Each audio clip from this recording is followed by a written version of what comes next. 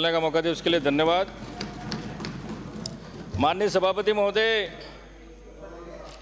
जो 25-26 का जो बजट की घोषणा की है, मुझे तो लगता है कि ये बजट महलों में बैठकर बनाया है। ये बजट जिस तरह से एक माँ जब बच्चा रोता है पालने में, उसको खुश करने के लिए रोना बंद हो जाए यूँ करके वो झुंझुना पकड़ा देती है, तो उस झुंझुने को देखकर वो बच्चा चुप हो जाता है। उसी तरह से ये सत्ता पक्ष के जो भी हैं, वित्त मंत्री ने जो बजट घोषणा की है, तो वो राजस्थान की जनता को झुंझुनू पकड़ा दिया है। उस झुंझुनू से जनता खुश हो जाएगी। ये बजट है, इस बजट में कुछ नहीं है, ना आदिवासियों के लिए है, ना महिलाओं के लिए है, ना गरीब के लिए है, ना पिछड़ों के लिए है। खाली थोती घोषणा है इस बजट घोषणा में। माननीय सभापति महोदय, मैं जेजेएम की बात करूंगा। आज गांवों में जेजेएम की ये स्थिति है, पूरे जो रोड बने हुए थे वो रोड खोद दिए हैं और घरों में अभी तक पानी की एक बूंद तक नहीं गई है। ये जेजेएम की व्यवस्था है। भले शहरों में कहो, हमारे डूंगरपुर विधानसभा क्षेत्र में एक भी जेजेएम की टंकी बनी नहीं है और किसी घर तक घर नल की पानी की बात करते हैं, एक भी घर में एक बूंद पानी तक नहीं गया है। माननीय सभापति महोदय, प्लीज मैं और भी क्या, माननीय सभापति महोदय, मैं कहना बिजली के खंभे के लिए बैठे थे, आपका नंबर आए तब बोल देना। माननीय सभापति महोदय, जो बोल रहे हैं बोलने दो, अपना नंबर आए तब जवाब दे देना। माननीय सभापति महोदय, पिछले बजट में प्रत्येक विधानसभा क्षेत्र में 10-10 हैंडपंप और 5 ट्यूबवेल की घोषणा की थी। मेरे विधानसभा क्षेत्र में आज तक एक हैंडपंप का ठूठा तक नहीं लगा है। यह है इनकी घोषणा। यह भी जो बात कर रहे हैं 1000 ट्यूबवेल खोदेंगे और 1500 हैंडपंप खोदेंगे। अरे जो पहले दिए हैं उनको तो खोदो एक बार, उसके बाद तुम 1500 और 1000 तो खोदो। मैं कहना चाहता हूं माननीय सभापति महोदय, आज हर पंचायत में हैंडपंप मिस्त्री की आवश्यकता है, लेकिन एक भी हैंडपंप मिस्त्री नहीं है। तो प्राइवेट लोगों को बुला के गांवों में 1000, 2-2 में ठीक कराना पड़ते हैं। तो मैं चाहता हूं कि इस बजट घोषणा में इनको हैंडपंप मिस्त्री की भर्ती अलग से होनी चाहिए थी, लेकिन ये हैंडपंप मिस्त्री का इन्होंने कोई हवाला नहीं दिया। माननीय सभापति महोदय, सिंचाई की बात करते हैं, किसानों को पानी मिलना चाहिए, लेकिन इसमें आदिवासी, दलित, गरीब और माइनॉरिटी के प्रति इनके मन में भावना ही नहीं है कि आदिवासी आगे बढ़े।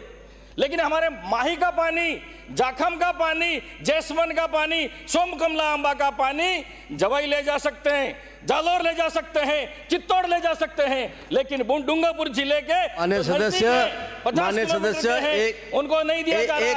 एक मिनट बीच में बोल रहा हूं। एक आदिवासी बहन को राष्ट्रपति भवन पहुंचा दिया और कहां पहुंचाना आदिवासियों को? सुनो बोलो तो। माननीय सभापति महोदय, मंदिर का उद्घाटन बुलाया था क्या? माननीय सभापति महोदय, बुलाया था क्या आपने? ये योजना पहले जो स्थानीय वाक के राम मंदिर उद्घाटन में बुलाया था क्या आदिवासी को? प्लीज माननीय सभापति महोदय, पहले जो स्थानीय लोग हैं वहाँ टीएसपी एरिया के, उनके लिए कार्य योजना बननी राम मंदिर का शिलान्यास एक हरिजन सफाई कर्मी के हाथ से करवाया था। वाले दूसरे जिलों को पानी मिलना चाहिए। चौपाल। माननीय सभापति महोदय,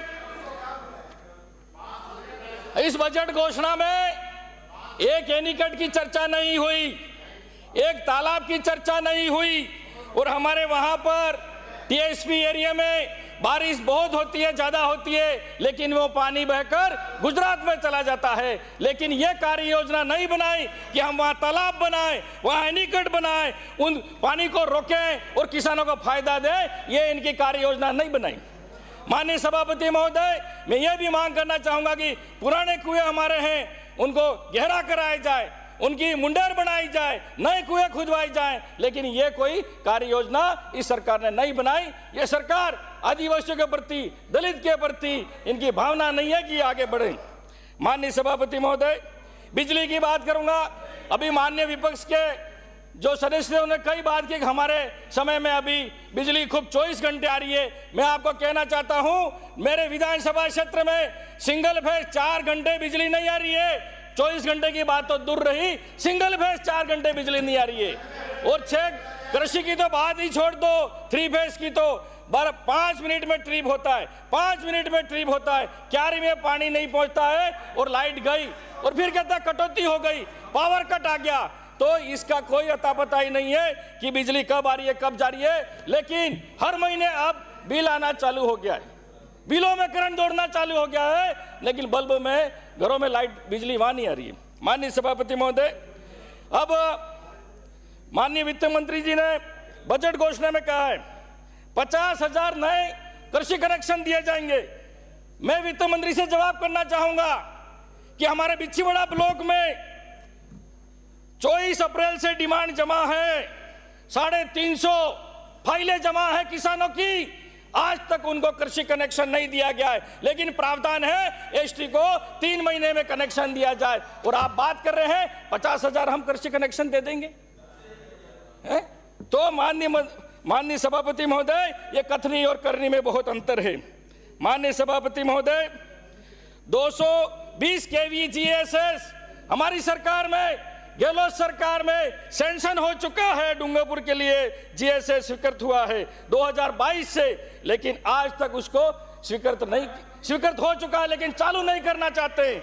अगर ये 220 केवी जीएसएस अगर चालू हो गया तो हमारे यहाँ पावर कट कम हो जाएगा और बिजली की समस्या कम हो सकती है। माननीय सभापति, सड़क की बात करूंगा। सड़क में कहा प्रत्येक विधानसभा क्षेत्र में 10-10 करोड़ की हम नॉन पैचेबल सड़कें देंगे। अरे हमारे साथ पक्षपात करते हो तुम, और यहाँ बड़ी बड़ी बातें करते हो। पहले भी तुमने मिसिंग लिंक की 5 करोड़ की दी थी, अभी तक रोड बनी नहीं है। और यहाँ बात करते हो तुम्हारे घर से पैसा नहीं है, जनता का पैसा आई है, लेकिन विधायक से आप उनसे अनुशंसा नहीं मांग रहे। और आप बात करते हो कि हमारे विधायक को 10-10 करोड़ की सड़कें दे रहे, इधर पक्षपात करते हो आप, और बात करते हो कि हम बिल्कुल है।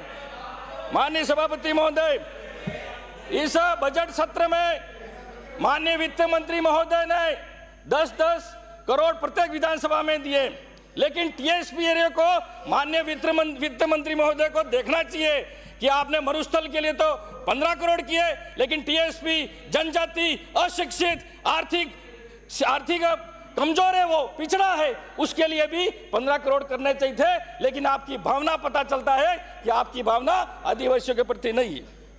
माननीय सभापति महोदय, अब मैं बात करूंगा 1500 करोड़ अगले साल का तो कोई हिसाब किताब ही नहीं है। मंत्री जी पता नहीं रिमोट कंट्रोल से चल रहे हैं, मंत्री जी के पास पावर ही नहीं है, रिमोट कंट्रोल से चल रहे हैं। मैं साफ कह रहा हूं सभापति महोदय। माननीय सभापति महोदय, अभी बजट घोषणा में माननीय वित्त मंत्री महोदय ने 1750 करोड़ की घोषणा की है। इसमें यह भी लिख दिया है अनुसूचित जनजाति और अनुसूचित, अरे माननीय सदस्य, माननीय सदस्य या अनुसूचित जनजाति के लिए, माननीय सदस्य, और ये घोषणा माननीय सदस्य खर्च करेंगे। सभापति महोदय जी, पता नहीं है। मैं ये आंकड़े लेके आया हूँ। मैं आपसे इनकी सरकार में 1000 करोड़ का बजट था, 283 अलॉट हुआ था, 186 मंत्री महोदय, आपका नंबर आएगा, बोल देना उज्जैन पे 214 करोड़ से भर्तियां होनी चाहिए। टीएसपी क्षेत्र में प्लीज आप विराजिए, विज्ञप्ति निकलनी चाहिए और अलग से भर्तियां होनी चाहिए, और जनसंख्या के आधार पर हमको आरक्षण मिलना चाहिए। ये हमारे क्षेत्र की मांग है। 10 मिनट मेरे हुए नहीं है।